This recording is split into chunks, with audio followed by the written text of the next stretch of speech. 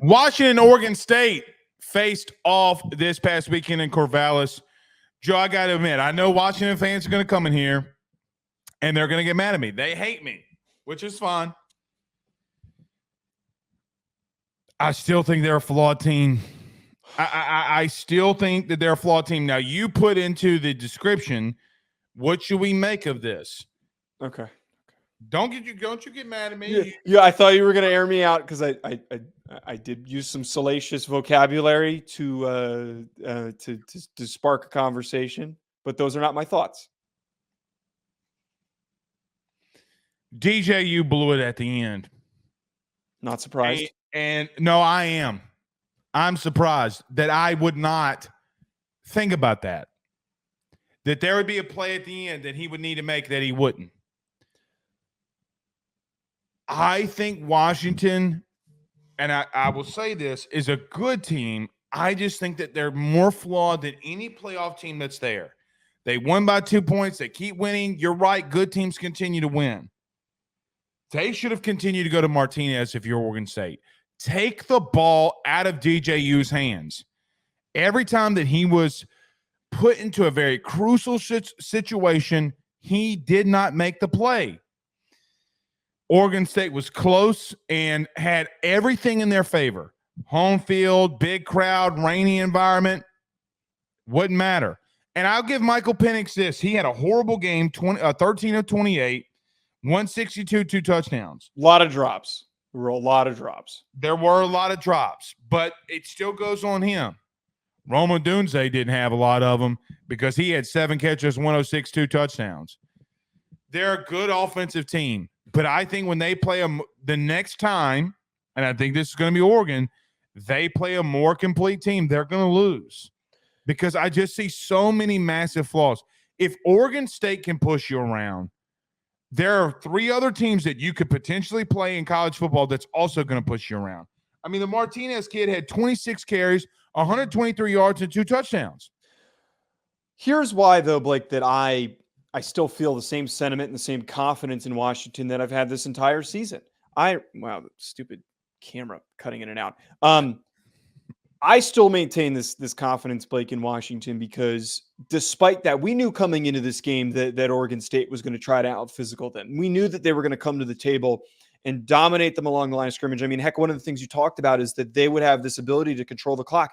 They did that in the second half. They kept the ball out of Washington's hands. Dude, and think about this. Washington only had 6 plays, 7 yards in the whole third quarter. Right. That was why they came back into the game. But that's right. why I maintained my insanely cliche statement that still holds true.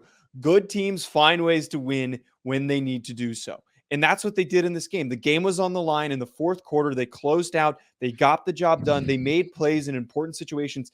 Defensively, despite their defense not having the upper hand for most of this football game, they found ways to get stops. And most importantly, when they needed scores in certain situations, as I've said this entire year, any team in the country that I feel confident in, the most confident in marching down the field and getting a touchdown, it is the Washington Huskies. Roma Dunze, Michael, Roma Dunze and Michael Penix have one of the best connections, consistent connections in college football. When they need first down, there was one of the last plays in this game when he connected with the Dunze, throwing the ball.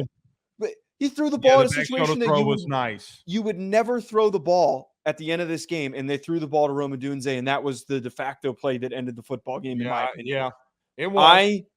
I continue to point to the fact that if they need to make adjustments and they need to play a different style of football, they can win football games. And that's what they did here. They made adjustments. They looked bad in the third quarter, but they made the adjustments when they were necessary to find a way to win this football game. It is one of those teams that we can't really pinpoint why they keep finding ways to win. They just have that juice, and I'm going to keep riding it. Please don't ever say the words juice and riding it in the same sentence every show. The way you paused, I knew that was coming. Of course you did. You knew it was coming. Yeah. The problem I had, I think, Joe, going back again today and rewatching this game was I don't think that it was necessarily that they found ways to win. A lot of things that I continue to look at, I felt like Oregon State were finding ways to lose it. Wait, but okay, Multiple- wait. I understand what you're about to say. Yes, the bad snap, the fumbles, all the interceptions. But should we not, instead of criticizing the fact that Oregon State lost this game, should we not give Washington credit for not No, making those same mistakes? the other team is driving down the field and they make a mistake, that's not them making the stop. The fumble and all these different things, that's not you making the stop. The third and 3 play when DJU literally, okay, could have run for the first down. Him trying to throw the ball deep and you wind up, not being able to convert. Those are things that I don't think 7 other teams in college football make. But I'm not saying that those were accredited stops for Washington. I'm saying that in a messy, rainy game like that, yes, they had a fumble with Dylan Johnson on a drive that they could have scored. But outside of that, they didn't make the typical mistakes that bad or average football teams make. Oregon State made those mistakes. They did not hold on to the football. They had errant throws. They had misplaced, tipped passes, bad snaps. And Washington did make those same mistakes. I think that they lost the game more. I think a more cleaner game, meaning if you could have gotten, and I'm not talking about the missed throws in the rain. I'm talking about the decision making. I'm talking about, look, and even the coaching to that point. Run the ball. Joe, what are you throwing it for it on 3rd and 3 when you got Martinez in the backfield? Why are you throwing the ball with DJU? A monsoon is coming down. Yeah. Yes. Right? Like somebody, somebody in the heavens is taking a piss on Carvallis right now. Okay? And you deciding to throw the ball with DJU on 3rd and 3 when you're down 2, isn't it? It's idiotic. I think it needs to be acknowledged here, though, and I get what you're saying. The rest of the way, assuming that they make it to the playoff, they're not going to get blown out by somebody. They're not going to play in any more bad weather situations. They're not going to. Well, you don't know how it's going to be in Vegas in a couple weeks. They're in a dome. That's a dome. I forget Alliance Stadium is a dome, isn't it? Also, it doesn't really rain in. I know what you're trying to do, but my point is that their offense is built to succeed on turf. They managed to find a way to win the rain. You think that they're not going to come out and firing all cylinders in the next 2 games that they've got, next 3 games? So they hadn't fired off on all cylinders the last 3 weeks, last month. But they're still winning, though. They're still winning. I don't think that it is a foregone conclusion that they beat Oregon. We can't look past the fact that the amount of ranked wins that they have. They lose to Oregon. That's going to be a fun preview. You and I are going to yell at each other. We are going to get into a shouting match. I'm already preparing for it. And look, here's the truth. For me, myself as a fan base, like as me as a fan, I want Oregon to lose. You know why? Because it's Jaden Daniels, Bo Nix, Heisman type stuff. Like, I want Washington to win. Well, because if Bo Nix loses and doesn't look good, Jaden Daniels is going to win the sucker. He moves up a spot. He absolutely does. Well, technically, he's a betting odd favorite now. But the bottom line is, I just think they're a flawed team. And they got pushed around, Joe. Anytime you have a back that has, and look, he was breaking tackles. Martinez was breaking tackles. He played his ass off. I love watching him. He played his ass off. He's not the best back that he's going to see this from here on out.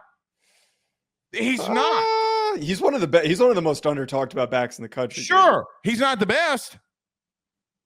He is a better back than Bucky Irving on Oregon. He is a better back than anything on Washington State.